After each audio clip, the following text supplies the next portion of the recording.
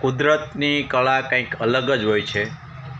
જો હું તમને વિડીયો બતાવવા જઈ રહ્યો છે એ ધારી તાલુકાના જળદેવડી ગામના એક ખેડૂતને ત્યાં ભેંસને નાનું પારું આવ્યું છે।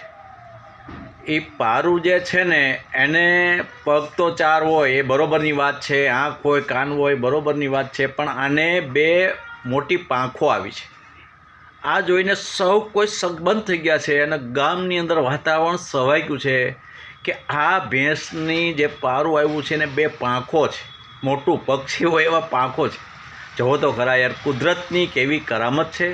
કુદરત જે ધારે ને એ કરી શકે, બાકી કોઈની તાકાત નથી। પણ હવે એવું લાગ્યું છે કે કળિયુગના એંધાણ નજીક આવી ગયા છે અને ઘોર કળિયુગ આવી ગયો છે, નહીંતર આવું ના બને।